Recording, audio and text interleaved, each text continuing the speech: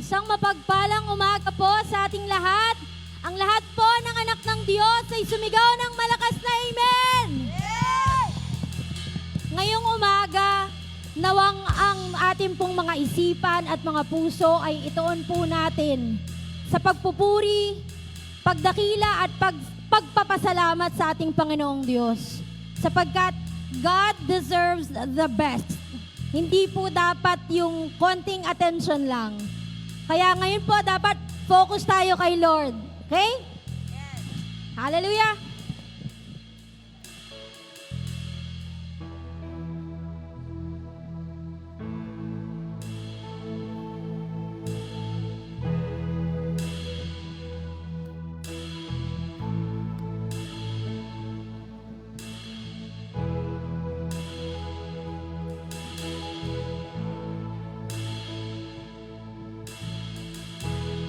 I surrender,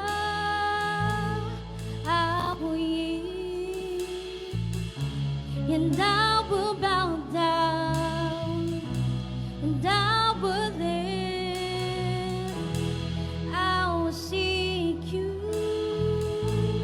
all my days, and I will follow all your ways, 'cause you are my only one.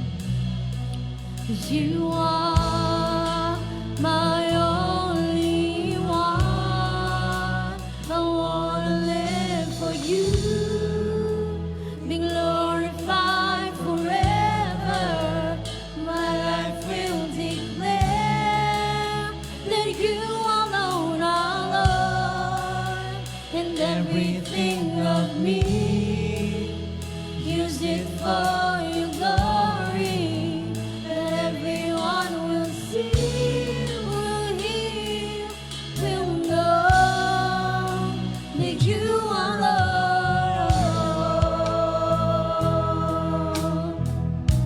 Come on, church, let's sing.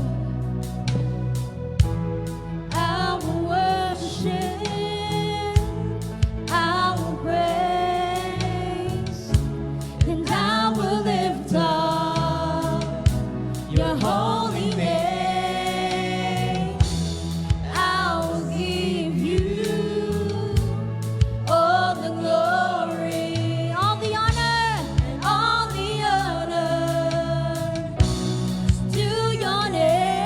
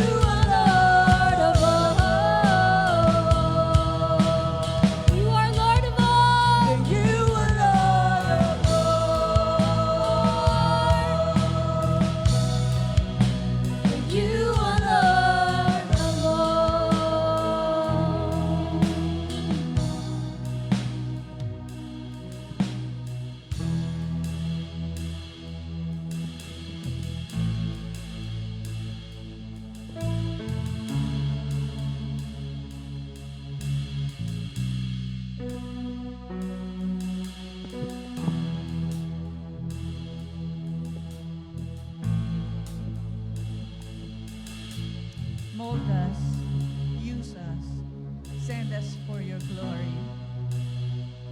Isaiah 43:7 says, everyone who is called by my name, whom I have created for my glory, I have formed him.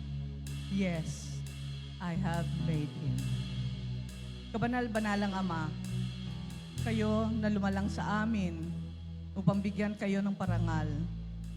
Lahat ng luwalhati ay para sa inyo lamang. Walang makatatakas sa inyong kapangyarihan at walang makahahadlang sa inyong mga ginagawa. Kayo ang Diyos magpakailanman. It is our prayer, Lord, that you draw us near to you. And let it be with total surrender and repentant hearts. May we praise you with our lips and our actions. May we live for you. May our lives reflect your goodness, faithfulness, and loving kindness. With your endless mercy and abounding grace, you sent forth the Holy Spirit to help us in our moment of weakness. Give us the strength to overcome. It is when we are weak that we are strong, because your grace is enough. May we offer ourselves as a living sacrifice, holy and acceptable to you. Help us to not conform to the patterns of this world, but let our minds be transformed and renewed to the image of your Son, Jesus Christ. Reveal to us your good, pleasing, and perfect will, O God. Hubugin at gamitin po ninyo kami ayon sa layunin ninyo tulad ng isang magpapalayok. Ituro po ninyo sa amin ang taming pagsamba at pagdakila sa inyo, na sa aming paglakad sa araw-araw ay gawin naming ilaw ang inyong mga salita. Bigyan din ninyo ng liwanag ang aming mga kaisipan upang kami ay makasunod sa inyong mga utos. Buksan ninyo ang aming mga mata sa katotohanan na dala ng inyong salita.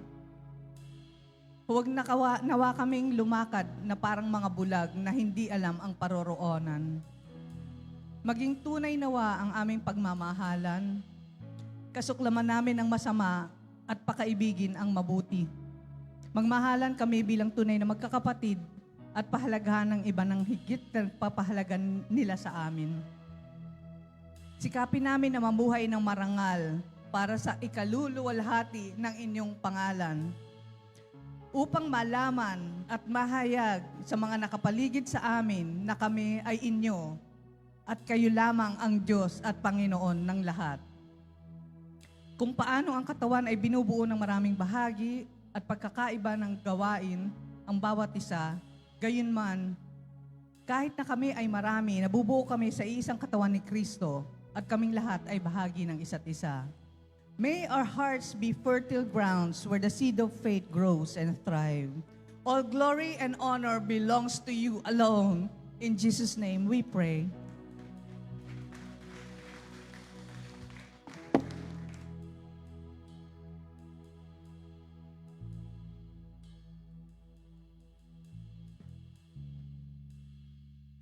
Magandang umaga po sa bawat isa sa inyo na naririto ngayong umaga. Welcome po kayong lahat sa ating pong second service.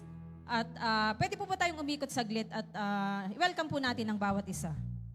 Welcome din po kay Sister Eileen Claros. Nasaan po ito? Sister Eileen, ayan, nandun po sa likod. At maging si Sister Rebecca Den Lauso. Nasaan po ito? Nasaan po si Sister Rebecca? Ayan. Oh, nanay ng aming parent. Welcome to Tanay Christian Faith Church.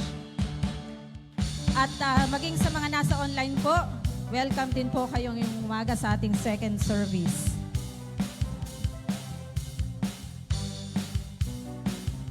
Sige po.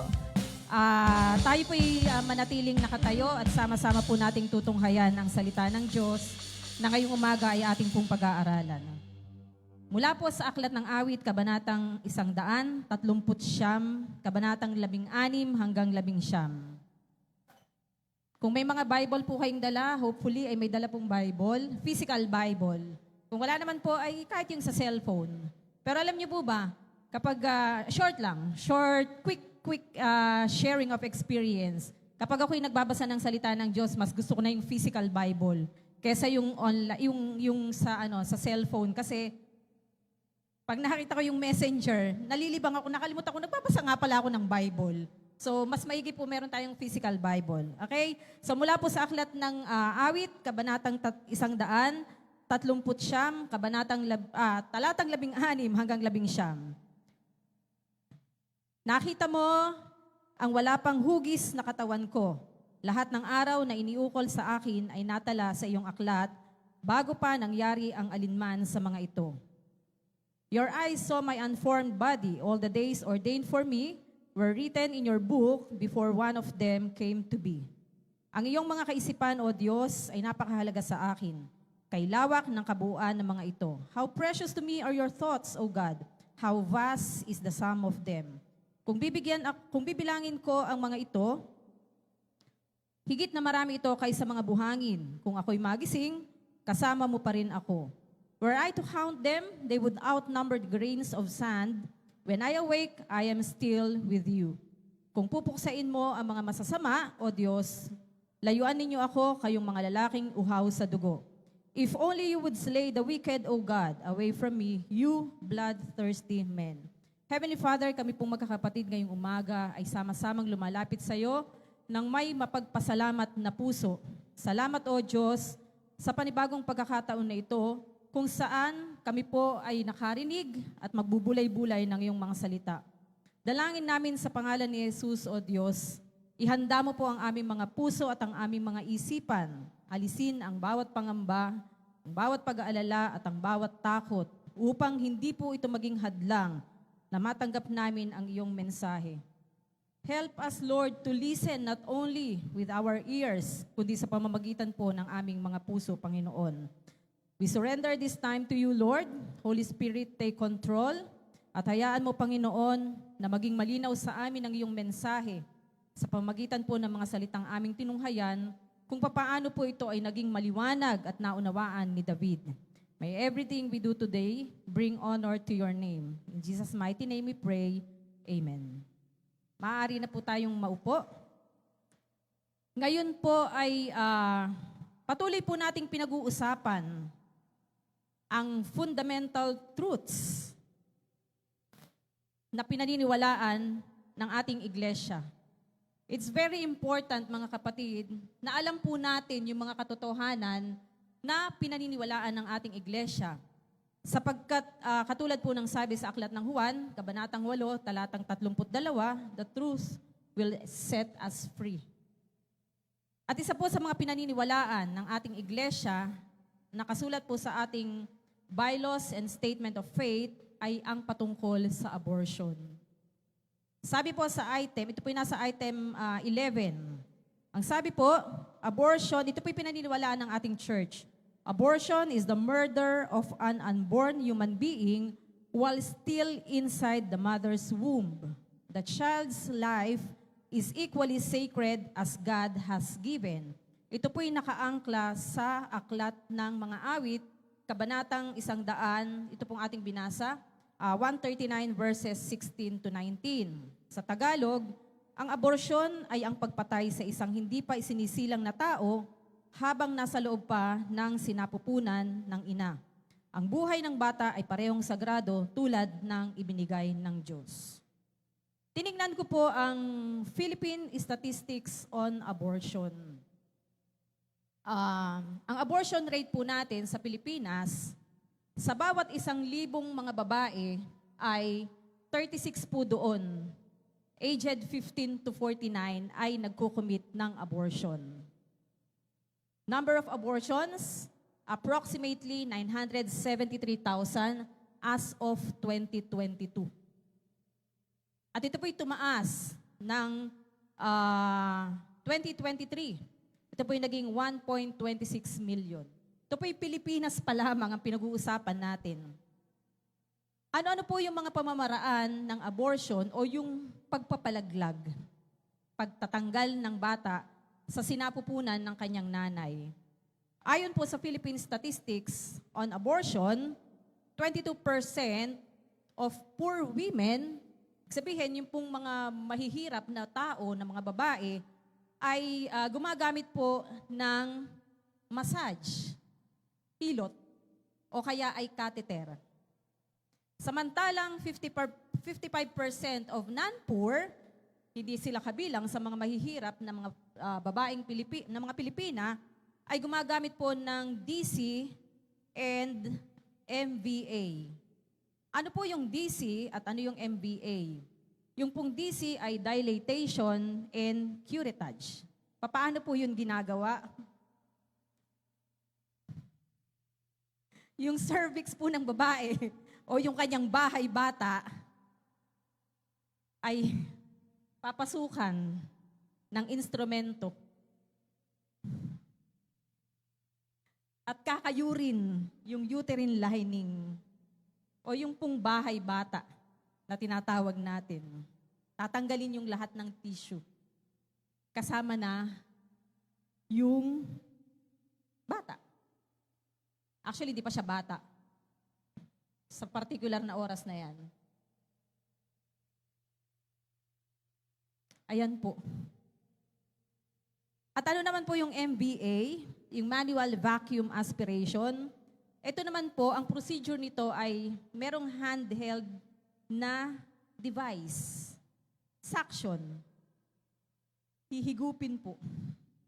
Yung sanggol o yung nandun sa sinapupunan ng ina.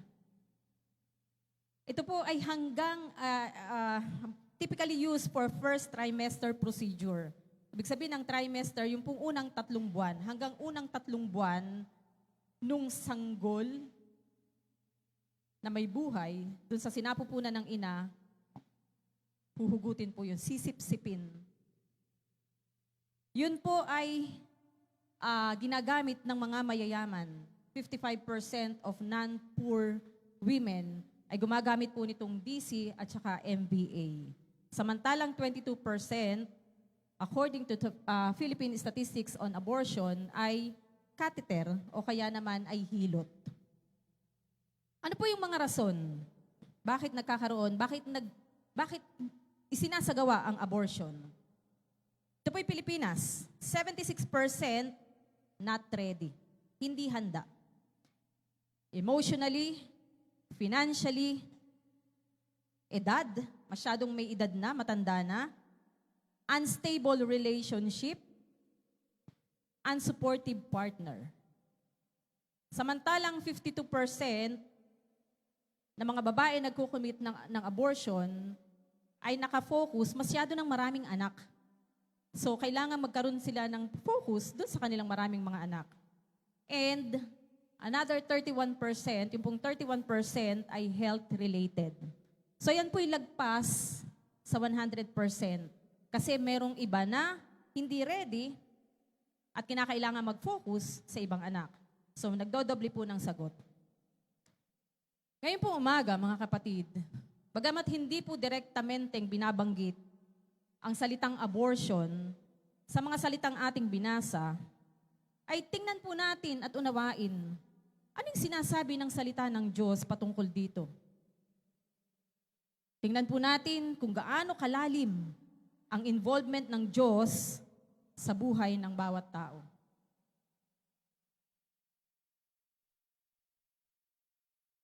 Ito pong passage na ito ay hindi lamang isang literary poet, kundi ito po'y deklarasyon, itong ating binasa, ito po'y deklarasyon ng kataasan at kapangyarihan ng Diyos.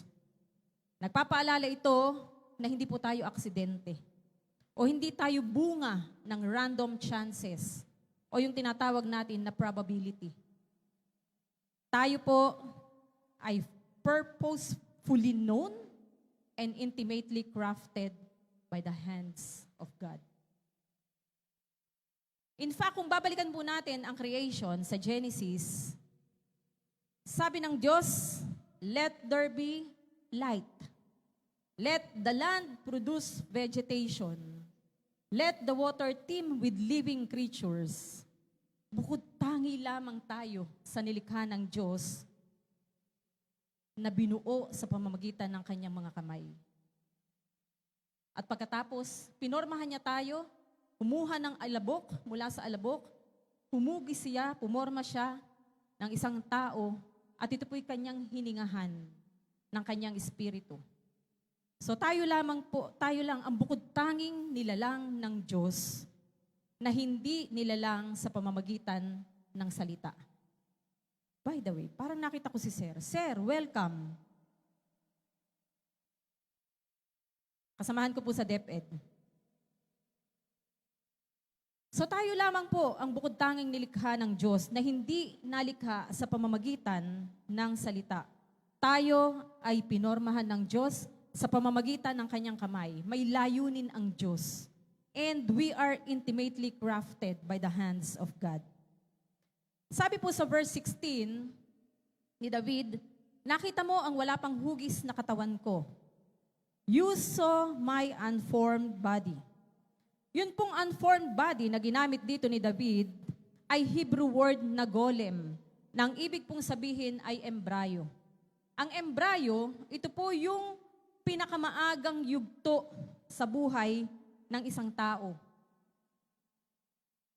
Meron po diyang larawan kung saan pinapakita ang human embryonic development. Yung pong unang parang itlog, parang sunny side up egg. Yun po ay fertilized egg. Nangyayari ang fertilized egg sa oras na nagkaroon ng sexual intercourse ang isang babae at isang lalaki. Again, please take note. Isang babae at isang lalaki. Hindi po sexual intercourse sa pagitan ng lalaki at lalaki o ng babae at babae. Sexual intercourse sa pagitan ng isang babae at ng isang lalaki. CJ, pwede bang pakiclick mo yung next slide, please? Ito po ang reproductive system ng babae. Ito ang ovary, kung saan naroon ang egg cell. Kapag po nagkaroon ng sexual intercourse sa pagitan ng babae at lalaki, especially during fertile days ng babae, ito pong mga egg cells na yan, lalabas po yan. Sa fallopian tube, sasalubungin siya ni sperm cell. At sa dami, libo-libo, milyong-milyong sperm cell, isa lang ang makaka-fertilize sa kanya. At sa oras po na yan na may fertilize na, gugulong siya sa uterine lining o yung bahay bata. Doon, didikit na siya at doon na siya lalaki at madidevelop. Day 0, fertilization. Day 1 to 5, yung nakikita ninyo, cell division. Pagdating po ng day 6 to 10, ayan nga, gugulong na siya sa uterine wall, uterine lining ng isang babae, at doon na siya didikit, at doon na siya lalago. Doon na siya madidevelop. Week 3, netong fertilized egg na to, magsisimula na pong ma-form o mabuo yung mga germ layers, which will soon give rise to all organs and tissues. At pagkatapos po noon, weeks 4 to 8, organ formation. Magsisimula ng mabuo lahat ng organ sa buong katawan nung nagsimula sa sperm at sa egg cell. Week 9, fetal stage na po ito. Mula po sa perspektibo ng agham, ang human development o yung pagbuo, paglago ng isang tao ay nagsisimula pa lamang sa fertilization. Kung saan ang isang egg cell ay pupuntahan ni sperm cell at i-fertilize to form zygote. Ito po yung fertilized egg. Bagamat hindi po lahat ay nabubuo kasi kapag hindi po na-fertilize ang egg, ito po ay lalaglag lang in the form of menstruation. Lalabas lang siya bilang regla, mens ng babae. Kailan nagsisimula ang buhay? According to science, sa conception pa lang po, nagsisimula na ang buhay. Kung saan si egg at si sperm ay nagtagpo at si egg ay na-fertilize ni sperm. Ang sperm at egg ay buhay, pero hindi sila independent human being or organism. Okay? Pero sila po ay may buhay, alive, gumagalaw sila. Pero sa kanilang sarili, na magkahiwalay, si sperm at saka si egg, hindi sila independent organism. Kinakailangan magsama si egg at saka si sperm. By the time na na-fertilize ni sperm, si egg, dun pa lang mga kapatid, nagsisimula na ang buhay. That's according to science. Kailangan nilang magsama. At sa oras na magsama sila, a zygote, fertilized egg, nabuo na ang 46 chromosomes, 23 from the sperm cell, and another 23 from the egg cell. That's the time, mga kapatid. May buhay na yun. Isa na siyang individual. Life starts at that particular point in time. A new genetically distinct organism is developed. Dito po sa mga salitang ating binasa, mga kapatid, ina-affirm, pinatutunayan ni David, na bagamat hindi pa siya fully developed, nakita na siya ng Diyos. Kilala na siya ng Diyos. Ano pong ibig sabihin nito sa atin, mga kapatid? Na bagamat nung panahon na nagtagpo pa lang ang ating nanay at tatay, sa unang araw na sila'y nagkaroon ng pagsasanib, ang tatay at ang nanay natin, ang egg at ang sperm, at na-fertilize na, hindi pa man tayo nakikita ng nanay natin, hindi pa man tayo nakikita ng tatay natin, nakita na tayo ng Diyos. Pinahalagahan na tayo ng Diyos. In the same way, mga kapatid, yung pong sanggol na nasa sinapupunan ng ina, during conception pa lamang, ito po'y pinahalagahan na ng Diyos. Sobra nang may plano ang Diyos sa kanya at may layunin na ang Diyos sa buhay ng tao na yun. Bagamat hindi pa tayo, bago pa man tayo magkaroon ng mga braso, yung buhay na yun, yung fertilized egg na yung zygote na yun, hindi pa man siya nagkakaroon ng mga braso, hindi pa man siya nagkakaroon ng mga binti, at hindi pa man na-perform ang kanyang katawan, yung lahat ng kanyang mga organ system, mga kapatid, may plano na ang Diyos dun sa buhay na yun. Kilala na siya ng Diyos, nakikita na siya ng Diyos, bagamat hindi pa siya nakikita ng kanyang nanay, bagamat hindi pa siya nakikita ng tatay, at wala pang nakakakilala sa kanya. Ganoon po kahalaga sa Diyos ang buhay ng bawat tao. Hindi po nagsisimula sa pagsilang o yung later stage of pregnancy, sa paglilihi pa lamang ay may halaga na ito.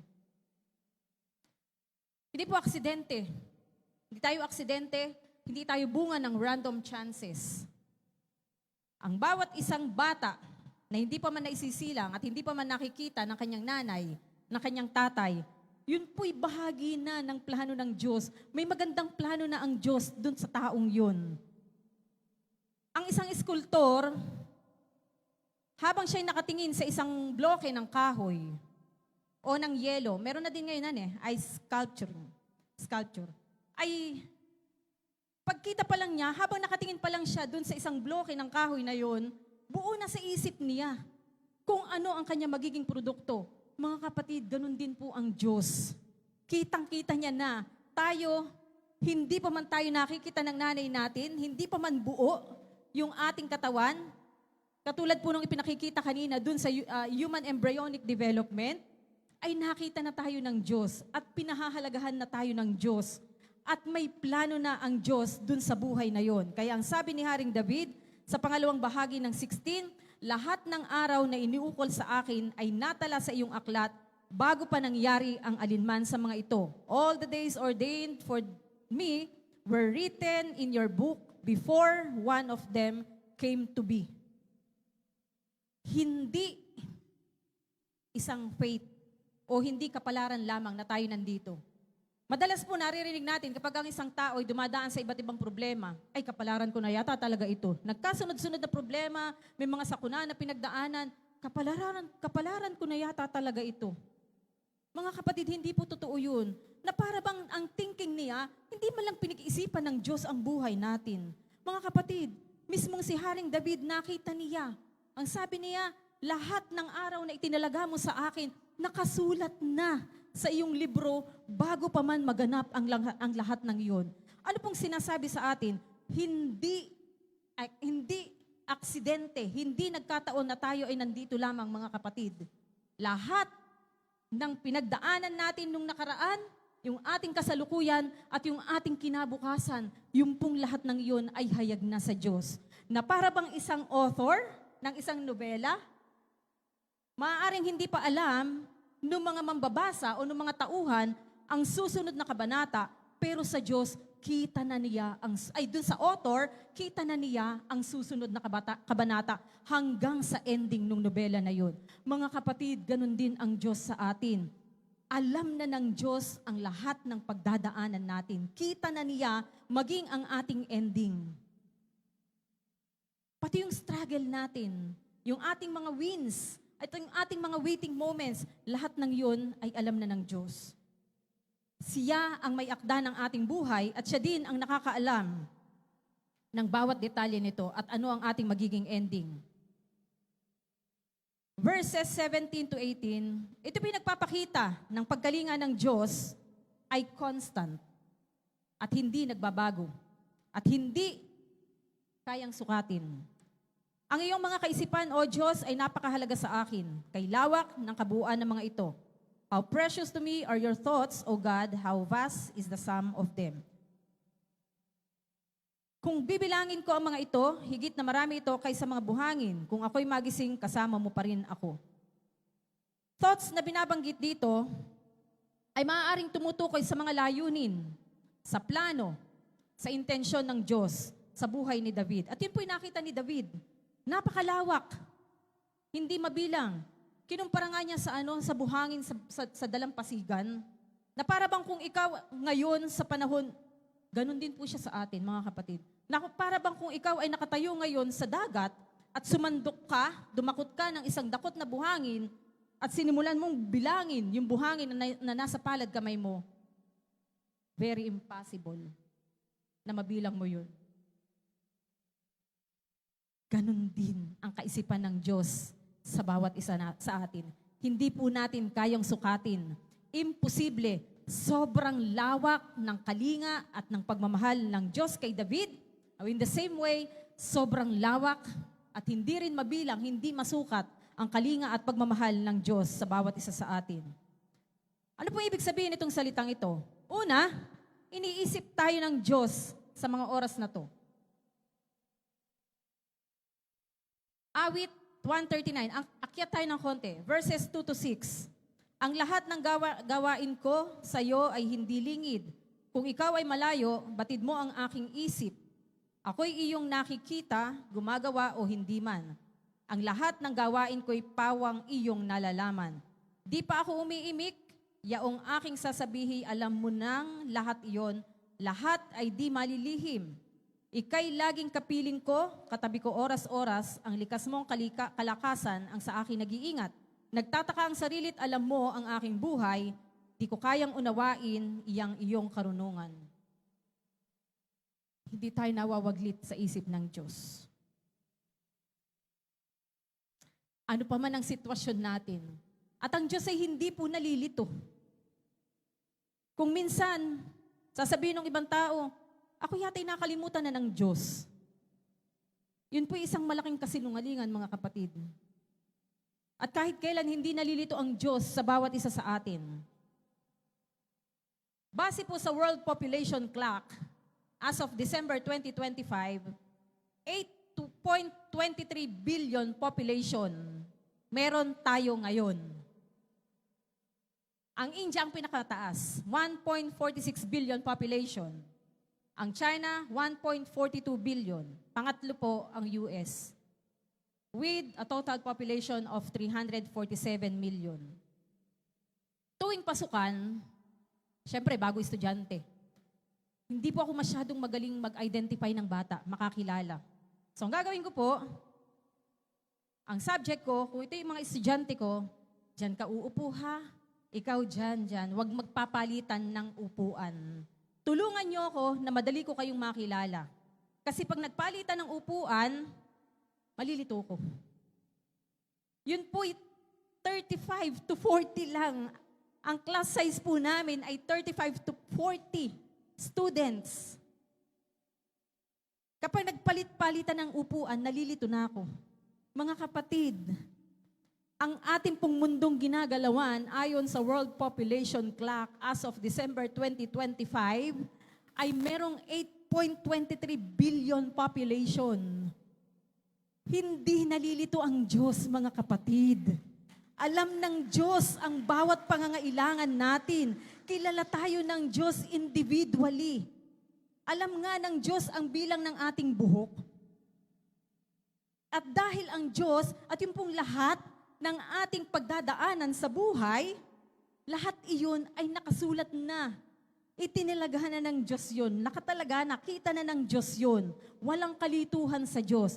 At dahil tayo ay kilala ng Diyos, mga kapatid, makakalakad tayo ng may kapayapaan, makakalakad tayo ng may pagtitiwala na kahit kailan hindi tayo nakakalimutan ng Diyos. Pati ba sa panahon na tayo nakakaranas ng sakit at karamdaman? Sabi ng iba, nakalimutan na ako ng Diyos. Natutulog ba ang Diyos? No. Hindi po natutulog ang Diyos. Ni ang umidlip ay hindi niya ginagawa. Siya ay nakatutok sa bawat isa sa atin. Kilalang kilala tayo ng Diyos, then we can walk with confidence in God. Kadalasan po ang mga magulang, ako po naman ay hindi tunay na magulang, meron lang akong pinalaking pamangkin, pero bilang isang tita, alam ko yung pangangailangan ng aking pamangkin. Much more to say, ang mga magulang, dahil sa inyo nang galing. At kapag po yun ay, nung nandito pa yun sa Pilipinas, lagi ko sinasabi sa kanya, ikaw ay laging mag-iingat. Kasi natitiyak ko lang na ikaw ay ligtas pag ikay nakikita ko. Pag malayo ka na sa aking tingin, hindi na kita nakikita, hindi ko na alam kung anong pwedeng mangyari sa'yo. Pag yun ay dumikit sa akin, at gaganon-ganon, alam ko na kung anong gusto nun. Ang bawat magulang na mabuti, alam ang pangangailangan, kilala ang kanyang anak. Tama po ba ako, mga magulang? Sino po mga magulang dito? Pakitaas nga po ang kamay. Tama ba sinasabi ko, mga magulang? Kilala ang kanyang mga anak. Alam ang pangangailangan. Parang si Ada, ganun din. Kilala. Iisipin, nakakain na kaya ito? At maging yung magulang, nagpaplano, ano kayang iluluto ko ngayon? Dahil birthday ng aking minamahal na anak na si Daso, ano kaya ang dadalin ko? Salamat sa pagkain, Sister, nasa na yun? Sister Risa, salamat po sa masarap na carbonara at egg sandwich. At hindi lamang yun, maging ang pangarap ng kanyang mga anak, tinutulungan ng bawat magulang na matupad yung pangarap ng kanyang mga anak. Walang sandali nanawawaglit sa isipan ng magulang ang kanyang anak. Tama po ba yun? Mga kapatid, i-extend po natin sa eternity, masasalamin natin kung papaano ang Diyos sa bawat isa sa atin. Hindi tayo nawawaglit sa isipan ng Diyos. Ang kapakanan natin, ang kanyang pangunahing isipan. In fact, the reason why ipinadala niya ang kanyang bugtong na anak na si Jesus, dahil alam niya, bunga ng pagsuway ang tao ay mapapahamak, siya na rin ang gumawa ng paraan para yung lahat ng nananampalataya sa Kanya at mananatiling nananampalataya sa Kanya hanggang sa kawakasan ay makasama niya sa buhay na walang hanggan. Ang Diyos, hindi po tayo nawawaglit sa Kanyang isipan. And sabi nga yung verse 7, kung babalikan lang natin yung Matthew chapter 7, verse 9. Kayo nga mga masasamang mga magulang, kapag humingi ang inyong anak ng tinapay, bibigyan niyo ba ng bato?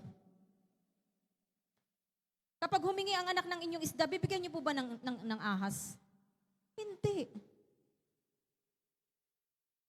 Ang tawag doon ay masasamang magulang.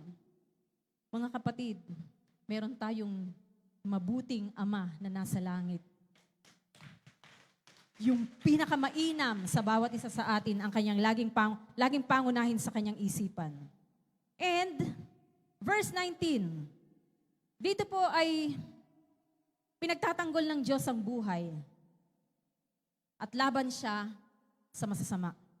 Kung pupuksain mo lang ang masasama, O Diyos, layuan ninyo ako, kayong mga lalaking uhaw sa dugo. Nagkaroon ng pagbabago ng tono si David. Verses 16 to 7 to 18, binagbulayan niya yung pagpapahalaga ng Diyos sa buhay. Pero pagdating dito, nagbago ng tono si David. Matapos niyang mabulay kung gaano kahalaga at paano pinahahalagahan ng Diyos ang buhay, sa verse 19, naunawaan din ni Haring David na ang Diyos ay laban sa lahat ng sumisira sa buhay. Kaya ang sabi niya dyan, kung pupuksain mo lang ang masasama, O Diyos, ang masasama po at uhaw sa dugo na binabanggit dito ay yung mga taong kumikilos ng marahas at hindi kaisa ng Diyos, kalaban ng Diyos. Okay? So dito, matapos mabulay ni David, dun sa bandang unahan ng mga verses, ang sobrang pagpapahalaga ng Diyos sa buhay, dito, nagbago ng tono. Nakita niya na yung mga masasama ay puksain mo na, Lord. Laban si David sa mga masasama. Bakit po may pagbabago ng tono si David dito sa bahaging ito? Una, ano pong tinuturo sa atin? Pahalagahan natin ang buhay sapagkat ang Diyos ang tagapagtanggol ng buhay. Second, labanan natin ang karahasan at protektahan natin yung mga mahihina, yung mga inosente. Sapagkat ang Diyos ang hukom sa mga nagbuhos ng inosenteng dugo. And, pangatlo, magkaroon po tayo ng pakialam. Sineseryoso ng Diyos ang buhay sapagkat siya ang may akda nito. Ano pong kinalaman nitong mga salitang ito sa abortion na pinaniniwalaan ng ating iglesia? Bagamat hindi po direktamenteng binabanggit sa mga salitang ito yung abortion o yung pagpapalaglag, pagpatay sa sanggol sa sinapupunan, ay meron pong itinuturo sa atin ng salita ng Diyos. Una, nakikita ng Diyos ang buhay sa pinakamaaga nitong katatayuan. Yung pinakamaagang yugto ng buhay ng tao, kita na yun ng Diyos. At yun ay pinapahalagahan niya na. May plano na ang Diyos doon sa buhay na yun. May unformed body na sinasabi ni David, yung embryo pa lang. Minsan kasi sasabihin, ay wala pa naman yung di pa yan, okay lang yan. Hindi po ganun mga kapatid. Sana po ito'y maunawaan natin sapagkat ito'y ating pinaniniwalaan. At sabi sa aklat ng Juan, if you know the truth will set you free. Tayo ay mga kaisa ni Kristo. Kung saan tumatayo ang Panginoon, mga kapatid, doon din po tayo dapat tumatayo. Hindi pwedeng sasabihin natin na tayo ay Kristiyano at tagasunod ni Kristo, pero tayo mismo ay tumataliwas sa salita ng Diyos. Kinakailangan tayo po ay manindigan, mga kapatid, kung ano ang sinasabi ng katotohanan ng salita ng Diyos, doon tayo. At hindi ito natin pwedeng balutin. Hindi natin dapat pinalalambot. Ganun talaga. Ang salita po ng Diyos ay katulad ng isang tabak na magkabila ay talim.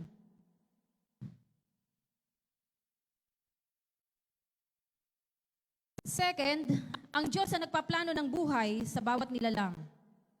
Yung phrase na sinasabi ni David, all the days ordained for me, ito po yung nagpapakilala ng layunin, ng halaga, at intensyon ng Diyos sa buhay ng bawat tao. Maging yung mga unborn life, yung mga hindi pa isinisilang na mga buhay, may plano na ang Diyos sa kanila. Kaya nga sabi sa verse 19, puksain lang. Nagkaroon ng pagbabago ng tono si David. Nakita ni Haring David na even the unborn life ay pinahahalagahan ng Diyos. Yan man ay desired or unexpected. Yan man ay planado o hindi planado, yang buhay na yan ay may halaga sa Diyos. At kung may halaga sa Diyos, kung ang Diyos ay may layunin sa bawat buhay, then, yung pag-iingat o protecting life, pag-iingat sa buhay na iyon, ay tayo po ay nagbibigay ng karangalan sa Diyos. So, anong sinasabi sa atin ngayong umaga, mga kapatid? Itong abortion ay pinaniniwalaan ng ating iglesia. May pananagutan tayo na ituro. At kung sakali nakagawa na ng mga unang panahon, matapos nating marinig kung gaano kalalim ang involvement ng Diyos sa buhay ng isang tao, wala na po sanang ganun. Sapagkat mananagot tayo sa Diyos. May pananagutan tayo, tayong mga kaisa, tayong mga Kristiyano, tayong sinasabi natin na tayo tagasunod ni Kristo. Ito po yung ating katungkulan na ituro at hindi itago. Tayo ay tinawag upang ipagtanggol at pahalagahan ang bawat buhay kung papaanong ito ay pinagtatanggol at pinahahalagahan ng Diyos. Ang puso ng Diyos ay para sa may mga buhay. At bilang reflection, mga kapatid, Psalms 139 reminds us, nagpapaalala sa atin na ang buhay ay kilala, pinahahalagahan at may layunin ang Diyos. Bago pa man isilang, ang pagninilay sa abortion sa pamagitan ng lente na ito ay tumatawag sa mga mananampalataya, ikaw at ako. Kung sinasabi mo ikaw ay mananampalataya at tagasunod ni Kristo, ito po'y maging malinaw sa atin, mga kapatid. Tinatawag ang bawat isa na tayo ay manindigan, na igalang ang buhay habang kinakatawan ng pagmamahal, pagpapakumbaba at biyaya.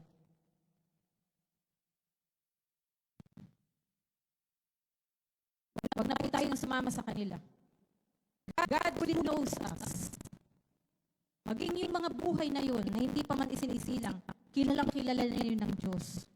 Kung ano ang kanilang kalalagayan sa kasalukuyan, kung ano ang kanilang magiging kinabukasan. In the same way, kung papaanong tayo ay nakikilala ng Diyos at kung papaanong tayo ay pinahahalagahan ng Diyos, kung papaanong tayo ay hindi nawawaglit sa isip ng Diyos, kung papaanong ang Diyos ay may plano sa buhay ng bawat isa sa atin. Mga kapatid, yung mga buhay na yon na hindi pa inilalabas, ang Diyos ay kilalang kilala na rin yung mga yon at ang Diyos ay yung mga yon hindi rin nawawaglit sa isipan ng Diyos at ang Diyos ay may plano din sa kanila. At kung yon ay pinapahalagahan natin, mga kapatid, then we are honoring God. And on the other hand, kung ito ay kinikitil natin, tayo ay hindi kaisa ng Diyos at tayo ay mananagot katulad ng sinasabi sa verse 19.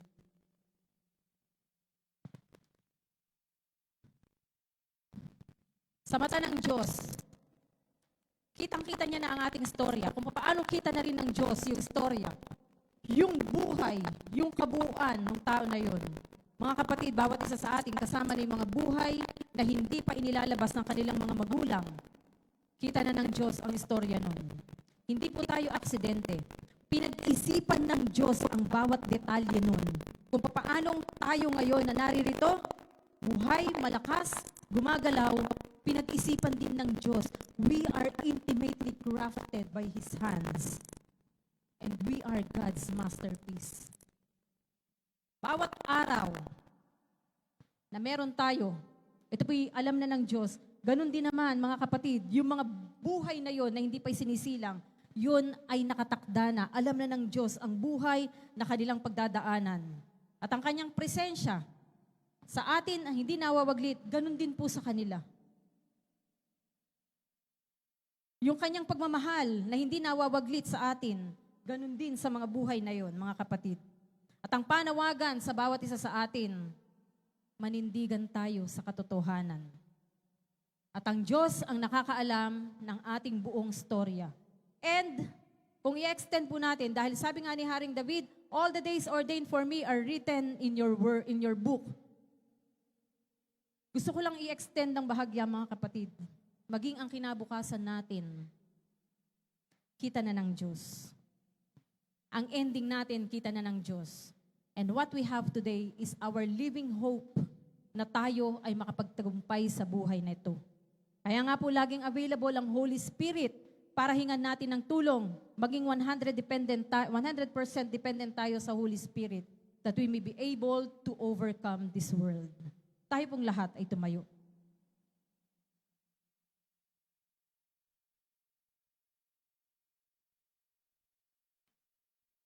Ama naming nasa langit, Diyos na makapangyarihan, salamat po sa paglikha mo sa amin with care and purpose. Tulungan mo po kami, O Diyos, na makita ang aming mga sarili at ang iba bilang kahangahangang iyong mga nilikha, Panginoon. Turuan mo kami magtiwala sa iyong mga plano. Turuan mo kami, Panginoon, na maging payapa sa aming paglakad sa mundong ito. Nagtitiwala at confident, Panginoon, na hindi mo kami iiwanan, hindi mo pababayaan, hindi kami nawawaglit sa iyong isipan, Panginoon. At ang iyong paningin ay laging nakatutok sa amin, O Diyos. Dalangin namin sa pangalan ni Jesus na sa tuwing mararamdaman namin kami ay hindi nakikita, hindi napapansin, maunawaan namin, Panginoon, na kami ay kilala mo, kami ay pinahahalagahan mo, O Diyos. At ang bawat pangangailangan namin ay kilalang kilala mo, ni hindi ka nalilito, Panginoon. Bawat isa sa amin ay kilala mo at ang bawat pangangailangan namin ay hindi nalilingid sa iyo, Panginoon. Dalangin din po namin, Ama, kami na mga nakipag-isa sa iyo, O Diyos, tayuan namin ang katotohanan. Sapagkat ang katotohanan ang magpapalaya sa amin, O Diyos. Tulungan mo kami na layuan ang kasalanan. Turuan mo kami, O Diyos, na ito po'y ma-share namin, maibahagi namin, Panginoon, ng buong tapang. Sapagkat kami ay may pananagutan, O Diyos, sa mga bagay na dapat ay ginawa namin na hindi namin ginagawa, katulad ng pagbabahagi ng iyong mga katotohanan. Kami, Panginoon, ay nagko-commit ng kasalanan. Kami ay nagkakasala sa iyo, O Diyos. Kaya po ang dalangin namin, Panginoon, sa pangalan ni Jesus, kung papaanong pinahahalagahan mo ang buhay, kung papaanong pinoprotektahan mo ang buhay, O Diyos. Kami bilang iyong mga kaisa, Panginoong Jesus, ito po'y panindigan din namin na protektahan namin at pahalagahan ang bawat buhay, O Diyos. Salamat, Panginoon, salamat sapagkat may mga pagkakataon na kami patuloy mong tinuturuan, Ama. Salamat sapagkat laging available ang iyong mga salita na laging nagtutuwid sa aming maling mga makaisipan. Kaya po ang dalangin namin, Panginoon, sa pangalan ni Jesus, lagi kaming lumapit sa iyong mga salita sapagkat ang mga salita mo ang nagbibigay sa amin at nagtuturo sa amin ng mga katotohanan na dapat naming maunawaan at dapat naming matayuan. Thank you, Lord. Sa pangalan po ni Jesus, ito po yung aming panalangin. Amen. And amen. Let us prepare our hearts sapagkat sa mga susunod na sandali po ay tayo po ay sama-samang aawit, magpupuri at sasamba sa ating Panginoon. Let us worship the Lord. Hallelujah. We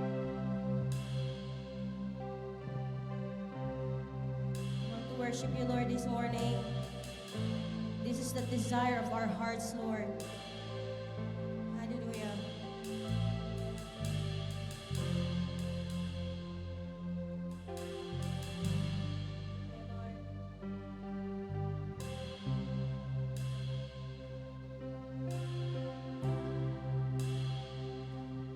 How great is our God?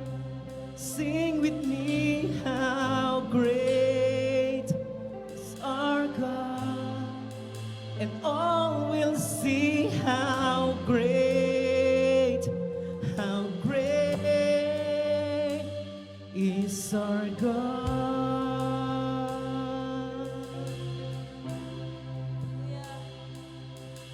the splendor of a king,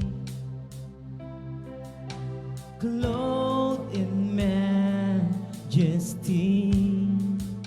Let all the earth rejoice. Yes. All the earth rejoice. He wraps himself in light, and darkness tries to hide. Trembles at his voice. Trembles at his voice. Come on, church. How great is our God. Sing with me, how great is our God. And all will see how great is our God.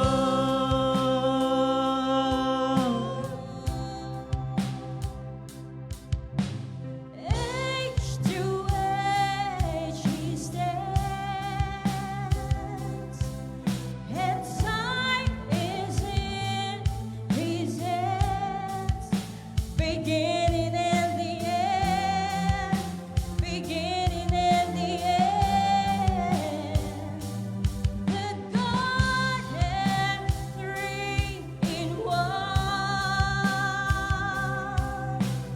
Father, Spirit, Son, the Lion and the Lamb, the Lion and the Lamb. How great is our God. Sing with me, how great is our God. And all will see how great is our God. How great is our God? How great is our God.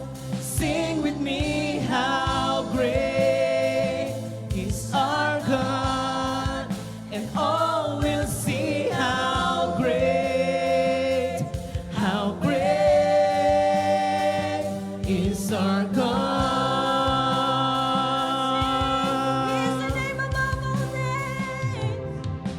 Name above all names, you are worthy of all praise, and my heart will sing, how great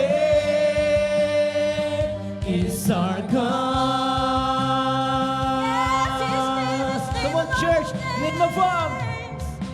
Name above all names, you are worthy of all praise, and my heart will sing, how great is our God. Hallelujah. Tayo po ay tatapon na sa pangalawang bahagi ng ating pagsamba. Ito po ay pagkakaloob sa ating Panginoon.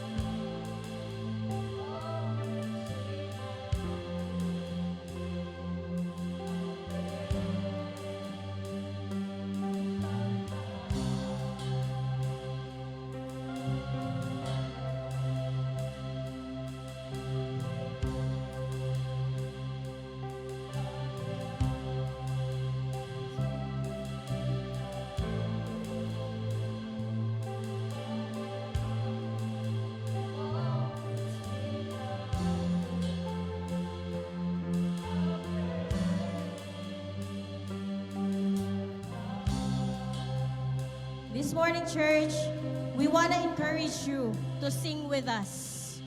It's your turn. Masarap po bang gamitin ang ating tinig sa pag-awit sa ating Panginoon? Yes? Yes. Now it's your turn. We will sing, How Great is Our God. How great is our God. Yes. Come on, sing with us, church. Lift up your voice to the Lord. How great. Come on, church, lift up your voice. Yes. Oh, we worship you, Lord. Yes, you are. Yes, Lord. Yes, lift up your voice to the Lord. Sing, how great. How great. Yes. is our God. Come on, church. Sing with me. How great is our God. And all will sing how great is our God. Hallelujah. Ang sabi po sa Philippians 2:9, and therefore God exalted him to the highest place and gave him the name that is above every name. And that name is Jesus Christ. Yes. And in his name, every knee will bow. In his name, every tongue will confess that he is Lord. At siya po ang sinasamba at inaawitan at pinapupurihan natin sa lugar na ito. We will sing together. We will proclaim. We will declare that he is the name above all names. And that is name. That name is Jesus Christ. Yes! Oh! We worship you, Lord. Sing, church. Sing. Yes! Yes! Sing. Everyone will dance. Name above all Sing to names. the Lord. You are worthy of all praise, and my heart will sing, how great is our God. Come on, church, name above. Yes. Name above all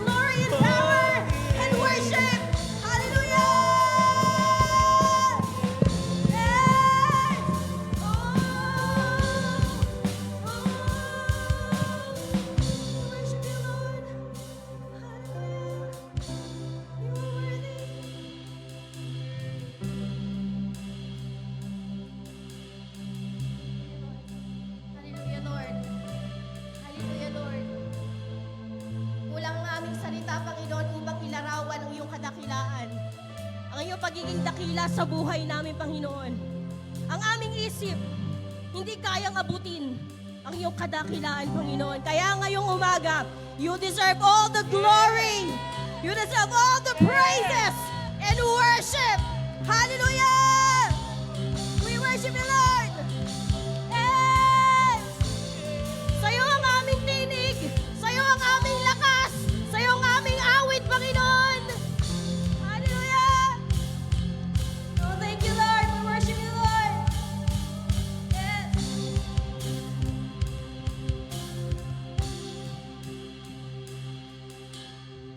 Purihin ang iyong pangalan, Panginoon. Your name is worthy to be praised. The name above all names. You are the Lord of all lords. You are the God. Salamat sa inyong Panginoon. At kayo aming sinasamba, tinataas ang iyong pangalan. Sapagkat kayo ang may-ari ng buhay at ito po ipinagkakaloob ninyo. Sa lahat ng sa inyo ay nananampalataya. Ang sabi mo, Panginoon, I am the life and the resurrection. Ang sino mang manampalataya sa akin, bagamat sila'y mamamatay, ay sila'y muling aking bubuhayin. Praise be to the Lord, our God, who is the owner and the author of our faith in our life. Palakpakan po natin ang ating Panginoon. We praise you, Lord. Praise you, Lord. We praise you, Lord.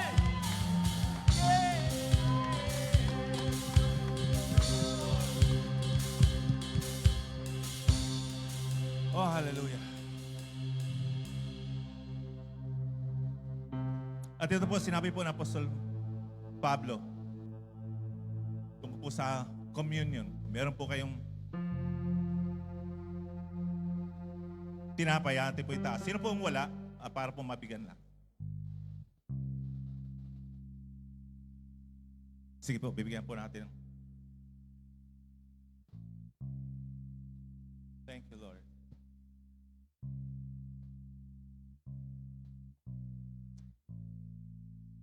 Thank you, Lord Jesus. Thank you, Lord.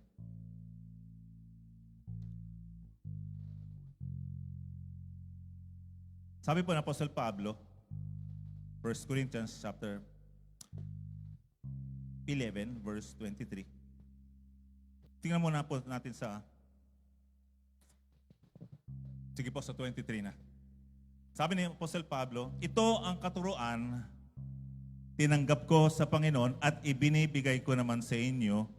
Noong gabing ipinagkanulo ang Panginoong Jesus ay dumampot ng tinapay at nagpasalamat at pinagpirapira sa iyon at sinabi, ito ang aking katawan. Ito po yung sabi ng Panginoong Jesus na inihahandog para sa inyo, gawin ninyo ito bilang pag-alaala sa akin. Sabay-sabay po natin kainin.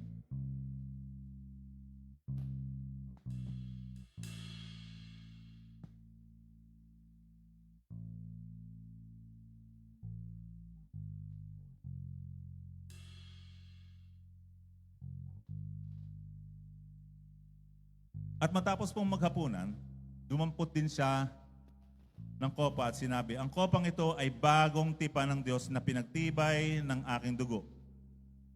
Tuwing iinumin ninyo ito, gawin ninyo bilang pag-aalaala sa akin sapagkat tuwing kakain kayo ng tinapay na ito at iinom sa kopang ito, ipinapahayag ninyo ang kamatayan ng Panginoon hanggang sa kanyang muling pagparito.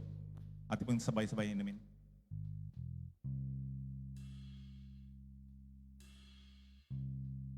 Tunay ka nga pong dakila, O Diyos, dahil ito po ay iniutos na sa aming gawin upang lagi namin sariwain na kayo ay minsang naparito, namatay at muling nabuhay at ang inyong pagkamatay na yan, dahil sa inyong dugo, nagkaroon kami ng buhay. Ang aming pong aasahan, kabuhay na maguli, Panginoon, dahil sa inyo, sa inyong dugo, dahil sa inyong dakilang pag-ibig sa amin, patuloy po kami mananangan. At tulungan mo po kami, Panginoon, na manatili sa inyo kung paano kayo mananatili sa amin ng inyong mga salita. Salamat, Ama. Ito po aming dalangin sa pangalan ni Jesus. Amen. Amen. Ipagpatuloy po natin ang papuri, ang pagsamba sa ating nag-iisa, tunay at tapat na Diyos na siyang walang hinangad sa bawat isa sa atin, kundi ang tayo'y kanyang kasamahin doon sa langit. Amen? Kaya ngayong umaga, let us praise the Lord.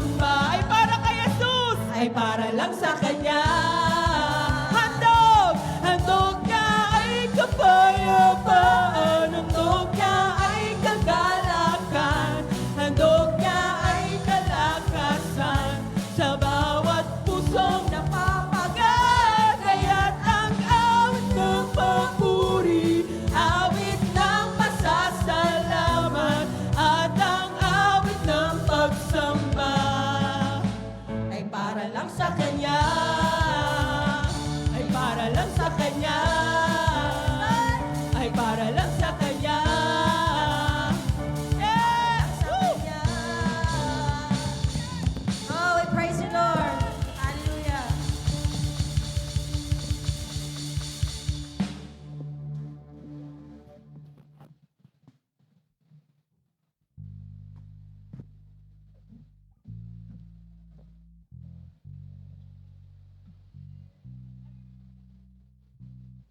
Wala akong hindi ko.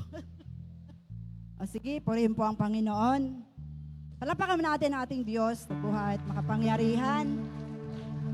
Amen. Hallelujah. Purihin ang Diyos, dakilang Ama, makapangyarihan sa lahat. Sinasamba ka namin, niluwalhati namin yung dakilang pangalan. Salamat, Panginoon, sa umagang ito. Pinaalala mo sa amin kung gaano kahalaga ang buhay, kung gaano kami kahalaga sa iyong paningin. Maraming salamat po, O Diyos, na Ikaw ang Diyos noon, ngayon at magpakailanman. Wala kang simula at walang katapusan na marapat lamang na Ikaw aming purihin, dakilain, pagkat ang lahat, Panginoon, na nalikha ay galing sa iyo. Kaya sa umagang ito, O Diyos, ang papurit pasasalamat alay namin sa iyo. Ano man po mga sitwasyon, mga pangyayari na aming kinakaharap, lagi naming alalahanin na may isang Diyos na may hawak sa amin, na may isang Diyos na patuloy na nag-aalaga sa amin, kumakalinga. Kaya sa umagang ito, patuloy na Ikaw ang aming itataas sa aming mga buhay. Tulungan mo kami na patuloy naming kilalanin, pangalagaan, O Diyos, ang aming buhay, pagkat ito'y galing sa iyo. Kaya salamat po, Ama, at maging sa mga handog ng iyong mga anak, patuloy mo pong pagpalain ang mga nagbigay, ang kanilang hanap buhay, ang kanilang kalusugan, O Diyos. Patuloy na Ikaw ang magpakilala sa kanila na Ikaw ang the great provider.